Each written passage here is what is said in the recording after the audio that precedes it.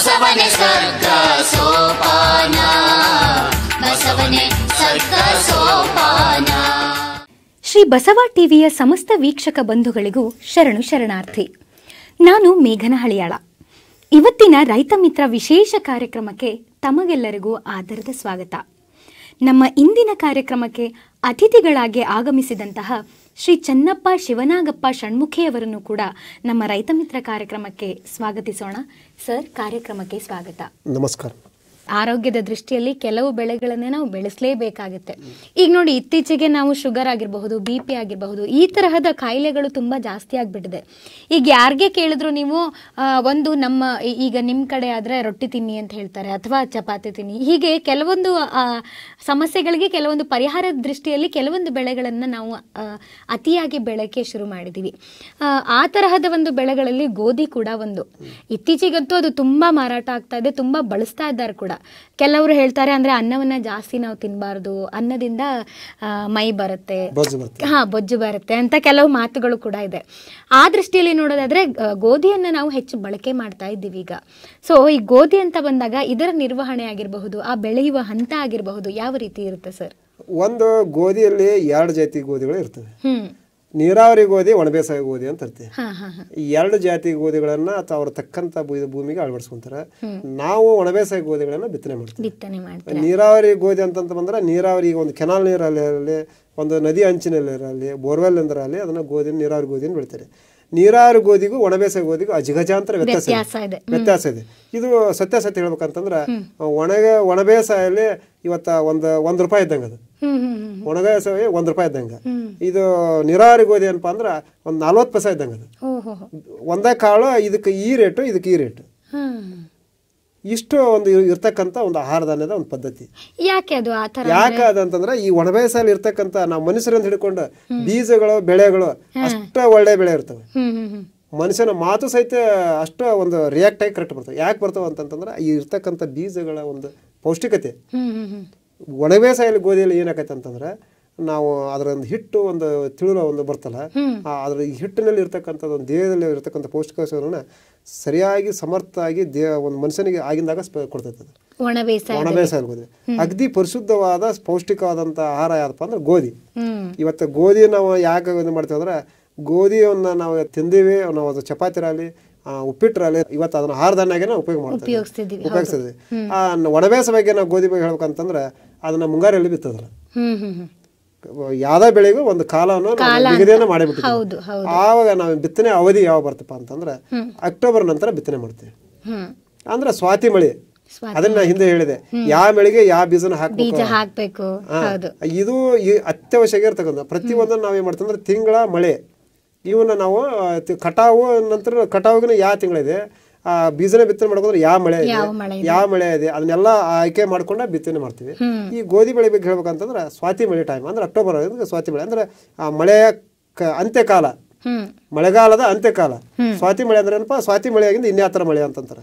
ನಮ್ಮ ಒಂದು ಗ್ರಾಮೀಣ ಪರಿಸ್ಥಿತಿಯಲ್ಲಿ ಆ ಬಿತ್ತನೆ ಮಾಡ್ಬೇಕಾದ್ರೆ ಏನಂತಾರೆ, ಯಾಕೋ ಲೇಟ್ ಮಾಡಿದಿಲ್ಲ ಮರೆ ಸ್ವಾತಿ ಮಳೆನ ಇನ್ಯಾತರ ಮಳಿತೋ ಇನ್ನ ಅಂತಾರೆ. ಇವತ್ತು ಅಕಾಲಿಕ ಮಳೆ ಆಗಿದ್ದಾವೆ, ಆದ್ರ ಹಿಂದಿನ ಬದುಕು ಹೇಗಿದೆ ಅಂತಂದ್ರೆ ಸ್ವಾತಿ ಮಳೆಯಿಂದ ಮಳೆ ಆಗೋದಿಲ್ಲ, ಅಲ್ಲಿ ಮುಗೀತು, ಮಳೆಗಾಲ ಮುಗಿದು. ಅದು ಇದೊಂದು ಒಣಬೇಸಾಯ ಗೋಧಿ ಅಂತಂದ್ರೆ ಒಂದು ಸರಿಯಾಗಿ ತೇವಾಂಶ ಇತ್ತು ಅಂತಂದ್ರೆ ಒಂದ್ಸರಿ ಬಿತ್ತಿದಂದ್ರೆ ಬೀಜ ಒಂದು ಬೆಳೆ ಬರೋವರೆಗೂ ಮಳೆ ಬೇಕಾಗಿಲ್ಲ, ಒಂದು ಕ್ಷಣನೂ ಮಳೆ ಬೇಕಾಗಿಲ್ಲ. ಅದಕ್ಕೆ ಒಂದು ಮಳೆ ಯಾವ್ದಪ್ಪ ಅಂದ್ರೆ ಸರಿಯಾದಂತ ಚಳಿಗಾಲ ಬೇಕು, ಅದಕ್ಕೆ ಅದೇ ಮಳೆ. ಅದಕ್ಕೆ ಈ ಗೋಧಿಯಲ್ಲಿ ನಮ್ಮೊಂದು ಒಣಬೇಸಾಯಲ್ಲಿ ನಾವು ಬಿತ್ತನೆ ಮಾಡ್ತೀವಲ್ಲ, ಮಳೆ ಅಲ್ಲ, ಅದಕ್ಕೆ ಚಳಿಗಾಲನ ಮಳೆಗಾಲ. ಅದಕ್ಕೆ ಸರಿಯಾಗಿ ಮನುಷ್ಯ ನಡಗಿದಪ್ಪ ಅಂದ್ರೆ ಗೋಧಿ ಒಳ್ಳೆ ಸದೃಢ ಆಗಿರ್ತಿ, ಅದಕ್ಕೆ ಒಂದು ಶಕ್ತಿ ಬರುತ್ತೆ.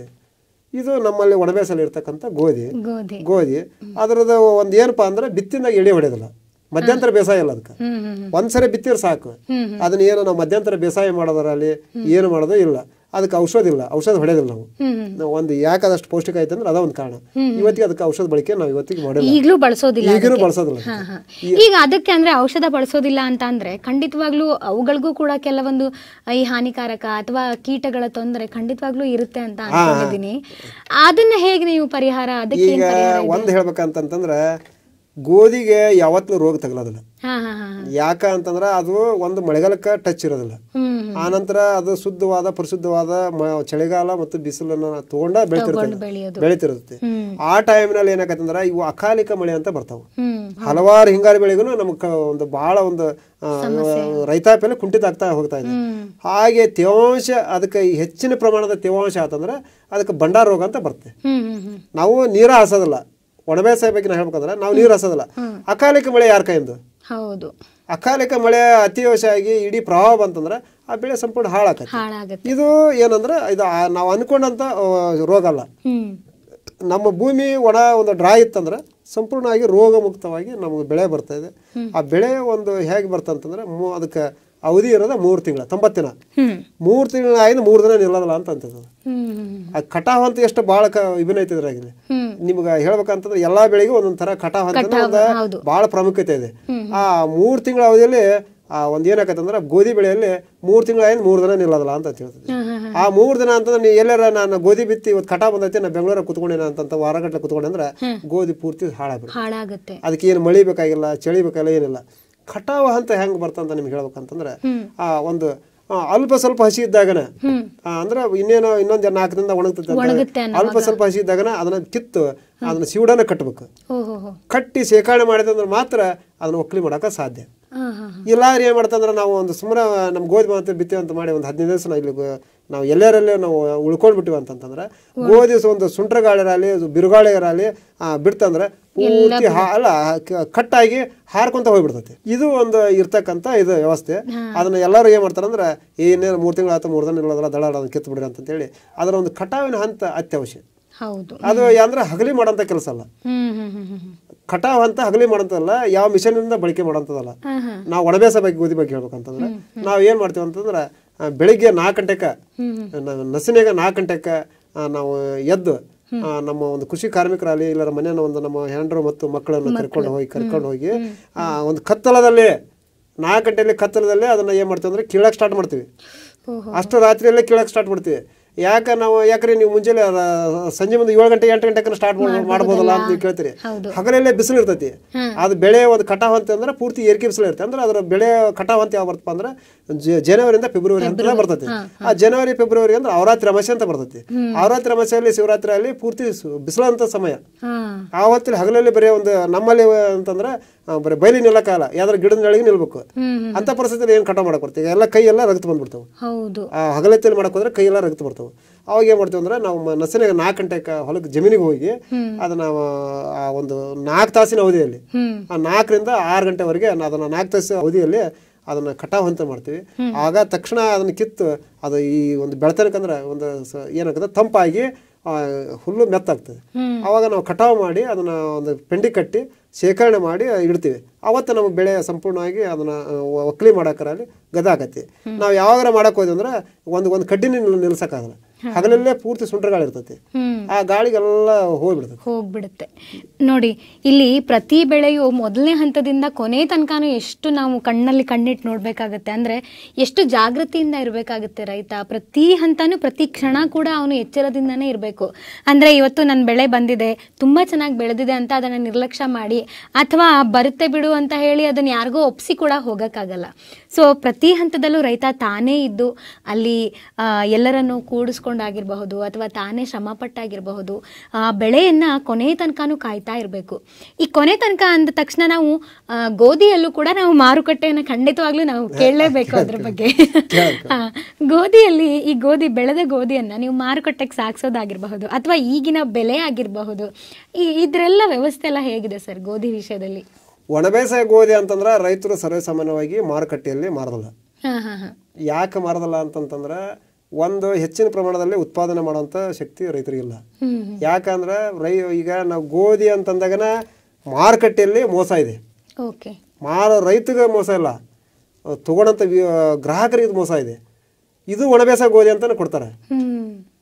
ಅಲ್ಲಿ ಏನಾಗತ್ತೆ ಅಂದ್ರೆ ಹೆಚ್ಚಿನ ಲಾಭ ನೀರಾವರಿ ಗೋಧಿಯನ್ನು ಕೊಟ್ಟು ಒಣಬೇಸಾಯ ಗೋಧಿ ಅಂತ ಕೊಡ್ತಾರೆ. ಇದು ಲಾಭ ಯಾರಿಗೆ ತಡ್ತಂದ್ರೆ ವ್ಯಾಪಾರಸ್ಥರಿಗೆ ತಡ್ತದೆ. ಹೀಗಾಗಿ ಏನ್ ಮಾಡ್ತಾನಂದ್ರೆ ರೈತಗ ಆ ಒಣಬೇಸಾಯ ಗೋಧಿಗೆ ಅದಕ್ಕಾದಂತ ಏನ್ ಮಾಡ್ತಾನೆ, ನೀರಾವರಿಯ ಒಂದು ಬೆಲೆನ ಇದಕ್ಕೆ ಘೋಷಣೆ ಮಾಡ್ತಾನೆ. ನಿಮ್ ಗೋಧಿನ ಯಾರು ತಗೊಂತಾರ ಅಂತ ಕೇಳ್ತಾರ ಅವ್ರು. ಈಗ ಅದನ್ನ ನೇರವಾಗಿ ನಂದು ಒಣಬೇಸಾಯ ಗೋಧಿ ಅಂತ ನಾನು ಸಿಟಿಯಲ್ಲಿ ನಾನು ಒಂದು ಗಾಡಿ ತಳ್ಕೊಂಡು ಬಂದು ನಂದು ಒಣಬೇಸಾಯ ಗೋಧಿ ತೋರಿ ಅಂದ್ರೆ ಯಾರು ಬಾಗಿಲ ತೆಗೆದು ನೋಡೋದಿಲ್ಲ. ನನ್ನ ನಂಬೋದನಿಲ್ಲ, ನಾನು ರೈತ ಅಂದ್ರೆ ನಂಬೋದನಿಲ್ಲ. ಏನಪ್ಪಾ ಅಂದ್ರೆ ನಾನು ಚಲೋವಾಗಿ ನಾನು ಸಿಸ್ಟಮ್ ಆಗಿ ನನಗೆ ಅದಕ್ಕೆ ಅಡ್ವರ್ಟೈಸ್ ಅಂತ ಪತ್ರಿಕೆಗಳು ಮಾಡ್ಕೊಂಡು ಅದಕ್ಕೆ ಒಂದು ಪಾಕೆಟ್ ಅನ್ನ ರಚನೆ ಮಾಡ್ಕೊಂಡು ಅದಕ್ಕೆಲ್ಲ ಇರ್ತಕ್ಕಂಥ ಪ್ರತಿಬಿಂಬಗಳನ್ನ ನಾವು ಮಾಡಿದಂದ್ರೆ ಅಷ್ಟ ಮಾಡಿದ್ರೆ ಮಾತ್ರ ತಗೊಂತಾರ. ಆದ್ರೆ ಚೀಲ ಬಿಚ್ಚಿ ನಾನೊಬ್ಬ ರೈತ ಅಂತ ಹೇಳಿ ನಾ ಕೊಡಕ್ ಹೋದ್ರೆ ಯಾರು ನಂಬೋದಿಲ್ಲ. ಆದ್ರೆ ಅದು ಎಷ್ಟು ಪರಿಶುದ್ಧ ಐತೆ ಅಂತಂದ್ರೆ ಯಾರು ನಂಬೋದಿಲ್ಲ.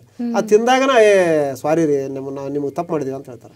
ಇಷ್ಟು ಇರ್ತಕ್ಕಂಥ ಒಂದು ವ್ಯವಸ್ಥೆ ಒಳಗೆ ನಮ್ಮಲ್ಲಿ ರೈತರು ಏನ್ ಮಾಡ್ತಾರೆ ಅಂದ್ರೆ ತಮಗೆ ಬೇಕಾದ ಇಡೀ ಒಂದು ವರ್ಷಕ್ಕಾಗಬೇಕಷ್ಟು ಆಹಾರ ಧಾನ್ಯವನ್ನ ಇವತ್ತು ನಮ್ಮ ರೈತಾಪಿದಲ್ಲಿ ಮಾಡ್ತಾರಂತಂದ್ರೆ ಏನಪ್ಪಾ ಅಂದ್ರೆ ಆ ಗೋಧಿಯಲ್ಲಿ ಇರ್ತಕ್ಕಂಥ ಶಕ್ತಿಯಿಂದನೇ ನಾವು ಇವತ್ತು ರೈತಾಪಿನ ಮಾಡ್ಕೊಂತ ಮಾಡ್ತಾ ಇದ್ದೀರಾ. ಈಗ ನೀವು ಒಣ ಬೇಸಾಯದಲ್ಲಿ ಈ ಗೋಧಿಯ ನಿರ್ವಹಣೆ ಬಗ್ಗೆ ಹೇಳಿದ್ರಿ. ಈ ನೀರಾವರಿ ಅಂತ ಬಂದಾಗ ಯಾವ ರೀತಿ ಆ ಕಟಾವಿನ ಹಂತ ಆಗಿರಬಹುದು ಅಥವಾ ಅದು ಕಟಾವು ಮಾಡೋ ದಿನಗಳಾಗಿರಬಹುದು, ಆ ಕ್ರಿಯೆಗಳೆಲ್ಲ ಹೇಗಿರುತ್ತೆ? ನೀರಾವರಿ ಅಂತಂದ್ರೆ ಅದಕ್ಕೆ ಯಂತ್ರೋಪಕರಣದಿಂದ ನೀರಾವರಿ ಕಟಾವಿನ ನಂತರ ಮಾಡ್ತಾರೆ. ಆ ನಂತರ ಅದಕ್ಕೆ ನೀರು ಹಾಸಿರ್ತಾರೆ. ಆ ನೀರು ಹಾಸಿದಾಗ ಅದೇನ್ ಮಾಡ್ತಾರೆ ಅಂತಂದ್ರೆ ಪೂರ್ತಿ ಒಣ ಬೇಸಾಯಗೂ ಒಂದು ನೀರಾವರಿ ಗೋಧಿಗೂ ವ್ಯತ್ಯಾಸ ಇರುತ್ತೆ. ಅವಾಗ ನಾವು ಕೈಲಿ ಕೀಳಕ್ಕಾಗಲ್ಲ ಅದನ್ನ. ಈಗ ಇದನ್ನ ಕೈಲಿ ಕಿತ್ತು ನಾವು ಸೀಡ್ ಕಟ್ತೀವಿ ಇದನ್ನ ಒಣಬೇಸಾಯ ಗೋಧಿನ. ಅದು ಕೈಲಿ ಕೀಳಕ್ಕಾಗಲ್ಲ. ಕೈಯನ್ನು ನೀವು ರಾತ್ರಿ ಕಿತ್ತರೂ ಬರೋದಲ್ಲ, ಹಗಲು ಕಿತ್ತರೂ ಬರೋದಲ್ಲ. ಯಾಕಂದ್ರೆ ನೀರು ಹಾಸಿ ಮಣ್ಣು ಪದರ ಗಟ್ಟಿ ಆಗ್ಬಿಟ್ಟಿರ್ತದೆ. ಅವಾಗ ಏನ್ ಮಾಡ್ತಾರೆ ಅಂದ್ರೆ ಅದನ್ನ ಕುಡ್ಗೋಲ್ ತೊಗೊಂಡು ಕೊಯ್ತಾರ, ಇಲ್ಲ ಅಂದ್ರೆ ಮಿಷನ್ ಕಟಾವಲಿ ಮಾಡಿಸಿ ಒಂದು ಒಕ್ಕಣೆ ಸಾಧ್ಯ ಮಾಡ್ತಾರೆ.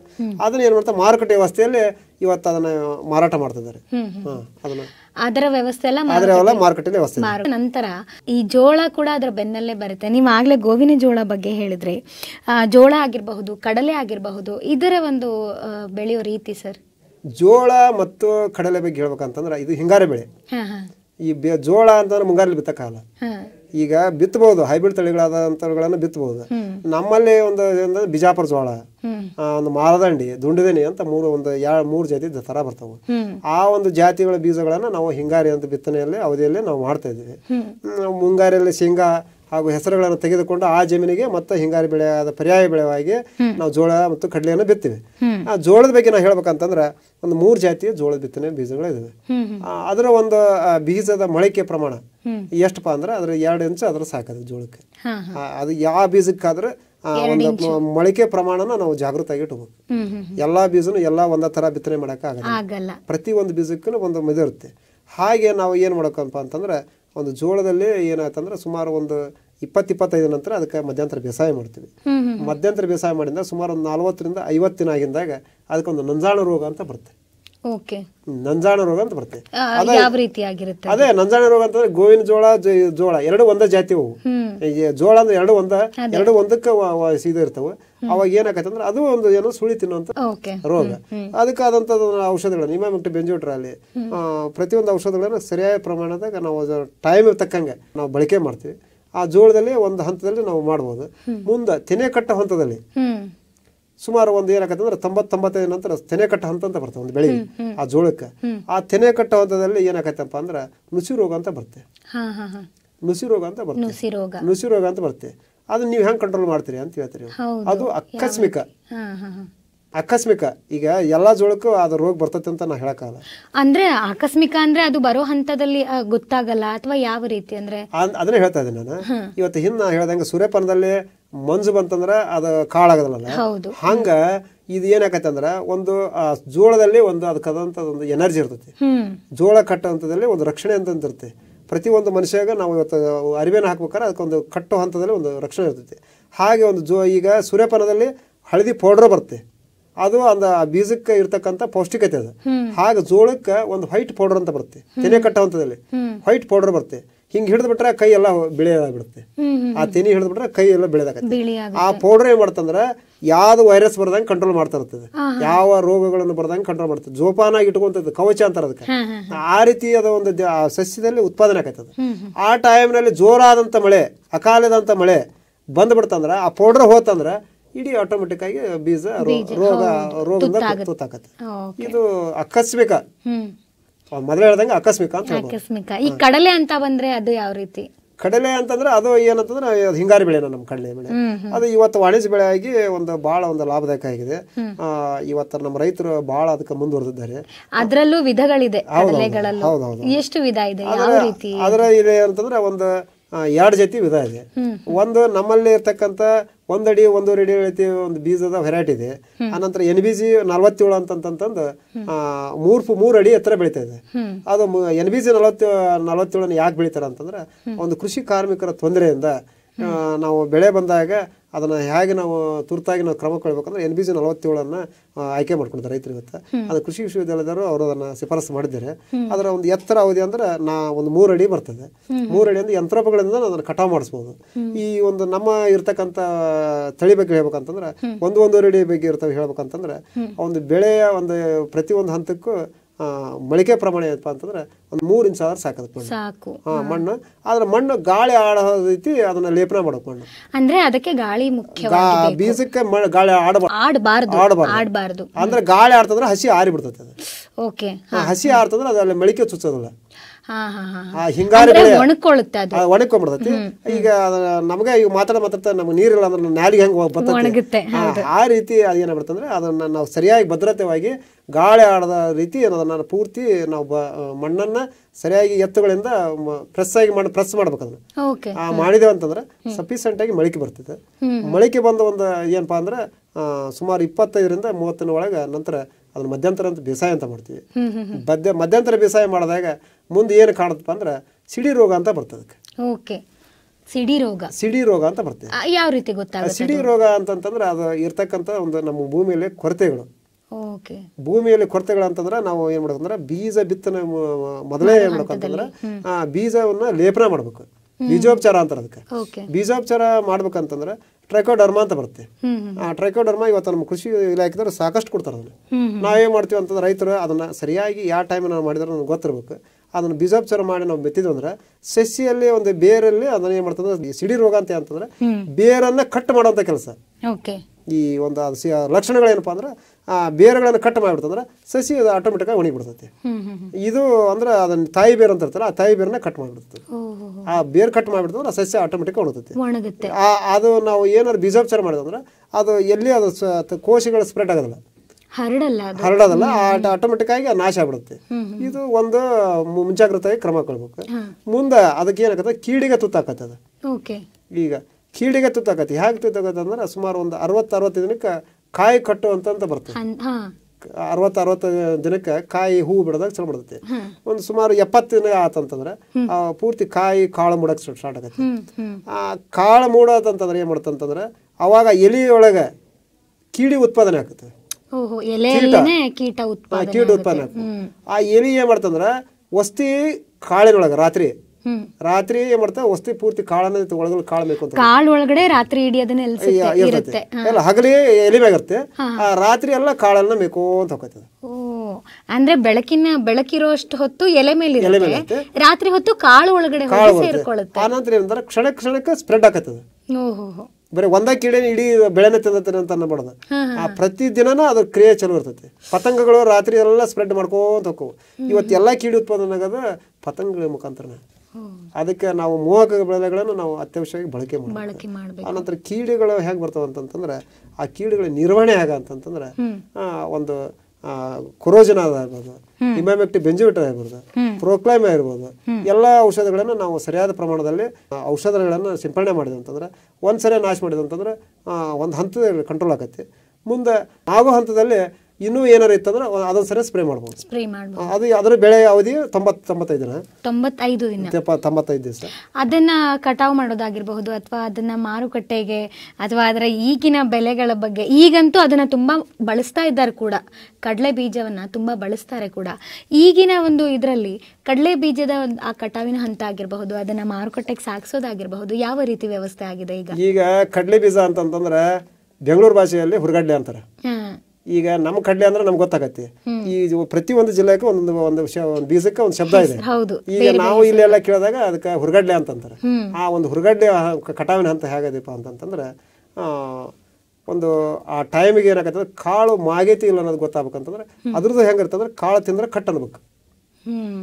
ಆ ಕಾಳು ತಿಂದ ಕಟ್ ಅಂತಂದಾಗ ಪೂರ್ತಿ ಏನಾಗ್ತದೆ, ಗಿಡ ಪೂರ್ತಿ ಒಣಗ್ತದೆ, ಅದು ಓಹೋ ಒಣಗ್ತೈತಿ. ನೀವು ಹಸಿದ್ದ ಗಿಡ ಕೀಳಕ್ಕೆ ಹೋದ್ರೆ ಕೈ ಎಲ್ಲ ರಕ್ತ ಬಂದ್ಬಿಡುತ್ತೆ. ಅದ್ರ ಒಂದು ಲಕ್ಷಣ. ಅದ್ರ ಅವಧಿನೇ ಹಾಗೆ, ಬೆಳಿಗ್ಗೆ 4 ಗಂಟೆಗೆ ಹೋಗೋದು, ಬೆಳಿಗ್ಗೆ 6 ಗಂಟೆನಾಗಲೇ ಕ್ಲೋಸ್ ಮಾಡ್ಬೇಕು. ಅಷ್ಟ ಅವಧಿ ಒಳಗ ಕಡ್ಲಿ ಕೀಳಾಕ್ ಬರ್ತೈತಿ. ಅವಧಿಯಲ್ಲಿ ನಾವು ಕೀಳೋದು ಯಾಕೆ ಅಂತಂದ್ರೆ, ಯಾಕೆ ಹಗಲಿ ಕೀಳಕ್ಕಾಗಲ್ಲ ಅಂತ ಅನ್ಬೋದು ನೀವು. ಆ ಹಗಲಿ ಕೀಳಾಕ್ ಹೋದಂದ್ರೆ ಆ ಇರ್ತಕ್ಕಂಥ ಕಾಯಿಗಳು ನೆಲದಲ್ಲೆಲ್ಲ ಚೆಲ್ಲಿ ಬಿಡ್ತಾವೆ. ಅಂದ್ರೆ ಬಿಸಿಲಿನ ತಾಪಕ್ಕೆ ನೆಲದಲ್ಲೆಲ್ಲ ಚೆಲ್ಲಿ ಬಿಡ್ತಾವೆ. ಒಂದು ಒಳ್ಳೆ ಆದಾಯ ತಗೋಬೇಕಂತಂದ್ರೆ ಇಡೀ 1 ವರ್ಷ ಕಾದಿರ್ತಾನೆ. ಹೌದಾ? ನಾವ್ ಎಲ್ಲಾರ ಒಂದು ಕ್ಷಣ ಅದನ್ನ ಹಾಳು ಮಾಡ್ಬಿಟ್ಟು ಅಂದ್ರೆ ಇಡೀ ಕಾಯಿಗಳನ್ನ ಆರ್ಸಕ್ಕಾಗಲ್ಲ. ಈಗ ನಾ ಸುಮ್ಮನೆ 10 ಸಾಲ ಹಾಕಿ 20 ಸಾಲ ಹಾಕಿ ಏನಾಗಲ್ಲ. ಸುಮಾರು ಜಮೀನುಗಳನ್ನ ಹಾಕಿರ್ತಾರೆ ರೈತರು. ಆ ಸುಮಾರು ಜಮೀನುಗಳನ್ನ ನಾವು ಕಾಯ್ಬೇಕಂತಂದ್ರೆ ನಾವು ಅದನ್ನ ಸಮಯನ ಕಾಯಬೇಕು. ಆ ಸಮಯದಲ್ಲಿ ನಾವು ಕಟಾವು ಮಾಡಿದಂದ್ರೆ ಒಂದು ಕಾಯಿನೂ ನುಕ್ಸಾನ ಆಗದಂಗೆ ಜೋಪಾನ ಮಾಡಿ ಒಕ್ಕಲೆ ಹಂತವನ್ನು ನಾವು ಸರಿಯಾಗಿ ಮಾಡಬಹುದು. ಈಗ ಅದನ್ನ ಕಟಾವಿನ ನಂತರ ಕೂಡ ಕೆಲವೊಂದು, ಈಗ ನೀವು ಆಗ್ಲೇ ಹೇಳಿದ ಹಾಗೆ ಕೀಟ ಒಳಗಡೆ ಹೋಗಿ ಕೂರುತ್ತೆ ಅಂತ ಹೇಳಿದ್ರಿ, ಅದು ಕಟಾವಿನ ನಂತರ ಕೂಡ ಆಗುತ್ತೆ, ಆಗೋ ಸಂದರ್ಭಗಳು ಇರಬಹುದು. ಅಥವಾ ಇದನ್ನ ಮಾರುಕಟ್ಟೆ ಸಾಗಿಸೋ ಮುಂಚೆ ನೀವು ಅದನ್ನ ರಕ್ಷಣೆಗಾಗಿ ಏನಾದ್ರೂ ಅದಕ್ಕೆ ಔಷಧಿ ಉಪಯೋಗ ಮಾಡೋದಾಗಿರಬಹುದು, ಅಥವಾ ಮಾರುಕಟ್ಟೆಗೆ ಸಾಗಿಸೋ ಹಂತ ಎಲ್ಲ ಹೇಗಿರುತ್ತೆ? ಈಗ ಒಂದೇನಪ್ಪಾ ಅಂದ್ರೆ ಕಟಾವು ಹಂತ ನಾವು ಕಟಾವು ಮಾಡಿದ ಕೀಟ ಇರೋದಿಲ್ಲ. ಯಾಕಂದ್ರೆ ಅದು ಪೂರ್ತಿ ಅದ್ರದ್ದು ಅವಸ್ಥೆ ಕಳ್ಕೊಂಡ್ಬಿಟ್ಟಿರುತ್ತೆ ಬೆಳೆ. ಕಟಾವು ಅಂತಂದ್ರೆ ಏನ ಪೂರ್ತಿ ಮಾಗಿ ಬಿಟ್ಟಿರ್ತೈತೆ. ಅಲ್ಲೇ ಕೀಟಗಳ ಬಗ್ಗೆ ನಮ್ಗೆ ಏನೋ ಡೌಟ್ ಇರೋದಿಲ್ಲ. ಒಂದು ಏನಪ್ಪಾ ಅಂತಂದ್ರೆ ಮಾರುಕಟ್ಟೆ ವ್ಯವಸ್ಥೆಯಲ್ಲಿ ಇವತ್ತು ಸರ್ಕಾರ ಏನ್ ಮಾಡ್ಬಿಡುತ್ತೆ ಅಂತಂದ್ರೆ ಒಳ್ಳೆ ಒಂದು ಬೆಲೆ ಕೊಟ್ಟಿದೆ. 5,230 ಪ್ರತಿ ಕ್ವಿಂಟಲ್ಗೆ ನಮ್ಮ ಬೆಂಬಲ ಬೆಲೆನ ಘೋಷಣೆ ಮಾಡಿದೆ. ಇವತ್ತು ನಮ್ಮ ಭಾಗದಲ್ಲೇ ಎಲ್ಲಾ ರೈತರು ಅದ್ರ ಸದುಪಯೋಗ ತಗೊಂತಿದ್ದಾರೆ. ಒಂದೇನಪ್ಪಾ ಅಂದ್ರೆ ಯಾವ್ದಾ ಬೆಳೆ ನಾವು ಬೆಳಿಬೇಕಾದ್ರೆ ರೈತರಾದಂಥವ್ರು GPS ಅತ್ಯವಶ್ಯ.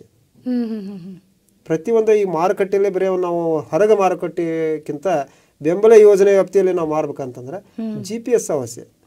ಯಾಕೆ ಹೇಳ್ತೀನಿ ಅಂತಂದ್ರೆ GPS ಇತ್ತ ಅಂತಂದ್ರೆ ನಮ್ಮ ಬೆಳೆ ದರ್ಶಕ ಅಂತ ಬರ್ತೈತಿ. ಆ ಬೆಳೆ ದರ್ಶಕದಲ್ಲಿ ನಾವು ಅಪ್ಲೋಡ್ ಮಾಡಿದ್ವಿ ಅಂತಂದ್ರೆ ನಮ್ಮ FID ರಿಜಿಸ್ಟರ್ ನಂಬರ್ ಇರುತ್ತೆ, ನಮ್ಮ ರೈತರದಂತ FID ರಿಜಿಸ್ಟರ್ ನಂಬರ್ ಇರುತ್ತೆ. ಅದರಲ್ಲಿ ಎಂಟ್ರಿ ಆಗತ್ತೆ, ಈ ವರ್ಷ ರೈತ ಏನೇನು ಬೆಳೆದಾನ, ರೈತ ಏನೇನು ಬೆಳೆದಾನ, ಅದೆಲ್ಲ ಮಾಹಿತಿ ಅದರ ಕಲೆ ಆಗ್ತೈತಿ ಆಕತಿ. ಅವಾಗ ನಾವು ಏನಾರ ಬೆಂಬಲ ಬೆಲೆ ನಾವು ಆಕ್ಷೇಪಣೆ ಒಂದು ಅರ್ಜಿ ಹಾಕ್ಬೇಕಂತಂದ್ರೆ ನಮ್ದು ಬೆಳೆ ಐತೆ ಅಂದ್ರೆ ಮಾತ್ರ ಅದು ಅರ್ಜಿ ತಗೊಂತೈತಿ. ನಮ್ದು ಆ ಬೆಳೆ ಇರಲಿಲ್ಲ ಅಂದ್ರೆ ಅರ್ಜಿ ತಗೊಳೋದಿಲ್ಲ. ಈ GPS ಅಂತ ಹೇಳಿದ್ರಿ, ಅದನ್ನ ಯಾವ ರೀತಿಯಾಗಿ ಈಗ ರೈತರಿಗೆ ಯಾವ ರೀತಿ ಗೊತ್ತಾಗುತ್ತೆ, ಅದರ ಮಾಹಿತಿ ಯಾರು ಕೊಡ್ತಾರೆ? ಅದು ಒಂದೇನಂತಂದ್ರೆ ಮುಂಗಾರು ಹಿಂಗಾರು ಅಂತ 2 ಆಧಾರಿತ ಮ್ಯಾಗ GPS ಮಾಡ್ತಾರೆ ನಮ್ಮಲ್ಲಿ ಇರ್ತಕ್ಕಂಥದ್ದು. ಮುಂಗಾರು ಹಂತದಲ್ಲಿ ಇವತ್ತ ನಮ್ಮ ಸರ್ಕಾರ ಆದೇಶ ಮಾಡಿದೆ. ಅಂದ್ರೆ ಈಗ ಜೂನ್ ಇಂದ ಸ್ಟಾರ್ಟ್ ಮಾಡ್ತಾರೆ ಅದನ್ನ ಮುಂಗಾರಿಯಲ್ಲಿ. ಜುಲೈ ಅನ್ನೋಲೆ ಮುಂಗಾರಿ ಹಂತನ ಮುಗಿಸ್ಬಿಡ್ತಾರೆ. ಒಂದು ಸುಮಾರು 1.5 ತಿಂಗಳ ತನಕ ಅದ್ರದ್ದು ಕಾಲಾವಧಿ ಇರುತ್ತೆ. ನಮ್ಮಲ್ಲಿ ಇರ್ತಕ್ಕಂಥ ಮುಂಗಾರಿ ಬೆಳೆಗಳು ಯಾವ ಶಿಫಾರಸು ಮಾಡಿದ್ರೆ ಅದಕ್ಕೆಲ್ಲ GPS-ಗೆ ಮಾಹಿತಿ ಕೊಡೋಂತಂದು ಹೇಳಿರ್ತಾರೆ. ಇವತ್ತು ಸರ್ಕಾರ ಅದನ್ನ ಏನ್ ಮಾಡ್ತಂದ್ರೆ ಸ್ವಇಚ್ಛೆಯಿಂದ ಮುಂಚೆಕ ತಲಾಟೆ ಮುಖಾಂತರ ಅದನ್ನ GPS ಮಾಡ್ಬೇಕಂತ ಆದೇಶ ಮಾಡಿತ್ತು. ಆ ಪ್ರಕಾರ ಮಾಡ್ಕೊಂತ ಹೋದ್ರೆ ಇವತ್ತು ಇಲಾಖೆಯ ಸಿಬ್ಬಂದಿಗಳ ಕೊರತೆ ಇದೆ. ಹೀಗಾಗಿ ಏನ್ ಮಾಡ್ತಾರ, ತಪ್ಪನ್ನು ಒಂದು ಮುಚ್ಚಿಟ್ಕೊಳಕ ರೈತರಿಗೆ ನಾವು ಅವರಿಗೆ ಅವ್ರ ಕೈಯಲ್ಲಿ ಅವ್ರ ಹಕ್ಕನ್ನು ಕೊಡ್ತಾ ಇದೀವಿ. ಈ ಒಂದು ಬಣ್ಣದ ಮಾತನ್ನ ಹೇಳ್ತಿದ್ದಾರೆ. ಯಾಕಂತಾರೆ ತಮಗೆ ಆರ್ಥಿಕ ಹೊರೆ ನಿಗ್ಸಕ್ ಆಗೋದು. ಆ ಒಂದು ಸರ್ಕಾರ ಎಡವಟ್ಟು ಏನ್ ಮಾಡಕ್ ಅಂದ್ರೆ ರೈತರಿಗೆ ಹಕ್ಕು ಕೊಳ್ಳಿ ಬೇಡ ಅನ್ನೋಲ್ಲ, ತಾವು ಮಾಡೋಂಥ ಕರ್ತವ್ಯಗಳನ್ನ ರೈತರ ಮ್ಯಾಗ ಹಾಕ್ತಿದ್ದಾರೆ. ತಾವು ಮಾಡೋಂಥ ತಪ್ಪುಗಳನ್ನ ರೈತರ ಮೇಲೆ ಹಾಕ್ತಿದ್ದಾರೆ. ಈ ರೈತ ಎಲ್ಲರೂ ವಿದ್ಯಾವಂತರು ಅಲ್ಲ. ಒಂದು ಮಾತು ಹೇಳ್ಬೇಕಂತಂದ್ರೆ ಇವತ್ತು ಫೋನ್ ಎಲ್ಲ ಓದ್ಬೋದು, ಎಲ್ಲ ಮಾಡ್ಬೋದು, ಆದ್ರೆ ಅವು ಇರ್ತಕ್ಕಂಥ ಮಾಹಿತಿಗಳನ್ನು ನಮ್ಗೆ ನೋಡಕ್ಕಾಗಲ್ಲ. ಹೀಗಾಗಿ ಒಂದು GPS ಏನೈತಂದ್ರೆ ಆ ಸಮಯ ತಕ್ಕಂಗ ನಾವು ಮಾಹಿತಿಯನ್ನು ನಾವು ಕೊಟ್ಟೇವೆ ಅಂತಂದ್ರೆ ಆ ಬೆಂಬಲ ಯೋಜನೆಯಲ್ಲಿ ನಾವು ಸದುಪಯೋಗ ತಗೋಬಹುದು, ಒಳ್ಳೆಯ ಬೆಲೆಯನ್ನು ತಗೋಬಹುದು, ಒಳ್ಳೆಯ ಒಂದು ಮಾರುಕಟ್ಟೆ ವ್ಯವಸ್ಥಿತ ರೂಪದಾಗ ನಾವು ಕಂಟ್ರೋಲ್ ಮಾಡಬಹುದು. ನಿಜವಾಗ್ಲೂ ಕೃಷಿ ಅನ್ನೋ ಈ 2 ಅಕ್ಷರದಲ್ಲೇ ಎಷ್ಟೆಲ್ಲ ವಿಸ್ತಾರವಾದ ವಿವರಣೆ ಇದೆ. ಅಂದ್ರೆ ನಾವು ಪ್ರತಿಯೊಂದು ಬೆಳೆಗೂ ಬೆಳೆಯಿಂದ ಬೆಳೆಗೆ ಎಷ್ಟು ವಿಭಿನ್ನವಾಗಿದೆ ನಮ್ಮ ಕೃಷಿ ವ್ಯವಸ್ಥೆ ಆಗಿರಬಹುದು, ಅಥವಾ ರೈತರ ಒಂದು ಆ ಜೀವನ ಶೈಲಿ ಆಗಿರಬಹುದು, ಎಷ್ಟು ವಿಭಿನ್ನವಾಗಿ ಅಷ್ಟೇ ಜವಾಬ್ದಾರಿಯಾದ ಜೀವನ ಕೂಡ ರೈತ ಇವತ್ತು ನಡೆಸ್ತಾ ಇದ್ದಾನೆ. ನಮ್ಮ ಇವತ್ತಿನ ಸಂಚಿಕೆಯಲ್ಲಿ ತುಂಬಾ ವಿಚಾರಗಳನ್ನ, ಅಂದ್ರೆ ಸಮಗ್ರ ಕೃಷಿ ಬಗ್ಗೆ ವಿವರವಾದ ಒಂದು ಮಾಹಿತಿಯನ್ನ ನೀವು ಇವತ್ತು ನೀಡಿದ್ರಿ. ನಿಜವಾಗ್ಲೂ ನಮ್ಮ ಇವತ್ತಿನ ಸಂಚಿಕೆಯಲ್ಲಿ ತಾವು ಬಂದಿದ್ದು ಖುಷಿ ಆಯ್ತು ಸರ್. ಕಾರ್ಯಕ್ರಮಕ್ಕೆ ಆಗಮಿಸಿದ್ದಕ್ಕಾಗಿ ಧನ್ಯವಾದಗಳು ನಿಮ್ಗೆ. ಧನ್ಯವಾದ. ನೋಡಿದ್ರಲ್ಲ ವೀಕ್ಷಕರೇ, ಎಷ್ಟೆಲ್ಲ ಮಾಹಿತಿಗಳನ್ನ ಇವತ್ತಿನ ಸಂಚಿಕೆಯಲ್ಲಿ ನಾವು ತಿಳ್ಕೊಂಡ್ವಿ. ಹೀಗೆ ಇನ್ನು ಹೆಚ್ಚು ಮಾಹಿತಿಗಳನ್ನ ಹೊತ್ತು ನಾವು ನಿಮ್ಮ ಮುಂದೆ ಬರ್ತಾ ಇರ್ತೀವಿ. ಅಲ್ಲಿಯವರೆಗೂ ನಿರಂತರವಾಗಿ ನೋಡ್ತಾ ಇರಿ ಶ್ರೀ ಬಸವ ಟಿವಿ. ಇದು ಸಂಸ್ಕಾರದ ಬೆಳಕು. ಶರಣು ಶರಣಾರ್ಥಿ.